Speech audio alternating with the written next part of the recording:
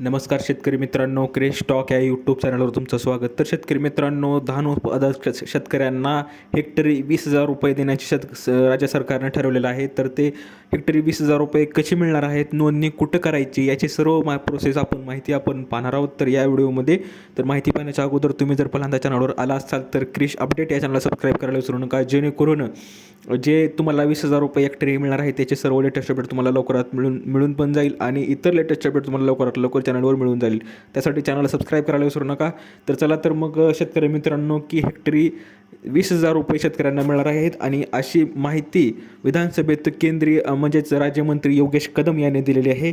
तर त्यात आपण पाहणार आहोत की चंद्रपूर, गडचिरोली, भंडारा, गोंदिया या जिल्ह्यातील धान उत्पादक शेतकऱ्यांचे जे अवकाळीमुळे नुकसान झाले होते ते भरून काढण्यासाठी हेक्टरी 20,000 रुपये जाहीर केलेले अनुदान देण्याबाबत लवकरच मंत्रिमंडळासमोर प्रस्ताव सादर करून सकारात्मक निर्णय घेतला जाईल, अशी ग्वाही राज्यमंत्री योगेश कदम यांनी विधानसभेत दिली होती.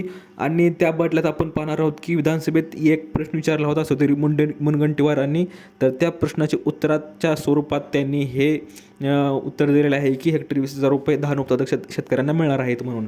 आणि आपण पाहू शकतो की पुढे 25 मार्च 2025 रोजी जे शासन निर्णय निर्गमित केला होता, मात्र अद्याप अनुदानाची रक्कम दिली नसल्याचे मुनगंटीवार यांनी म्हटलेले होते. प्रश्न विचारला होता.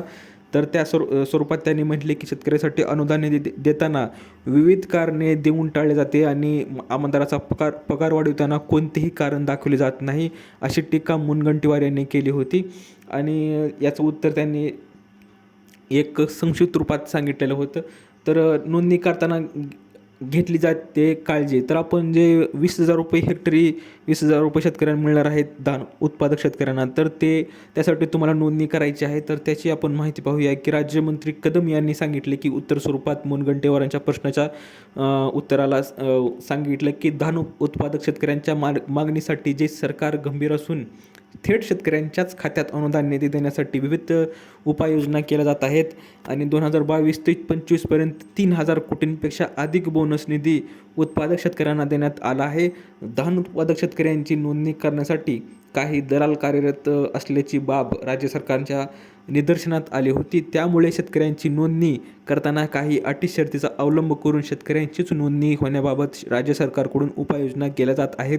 ही प्रक्रिया पुढे 3 महिन्यात पूर्ण करण्यात येईल, अशी अनुदान देण्याबाबत लवकरच विभागाकडून मंत्रिमंडळाचा मान्यतेसाठी प्रस्ताव सादर करण्यात येईल, अशी माहिती कदम यांनी सांगितलेली आहे विधानसभेत.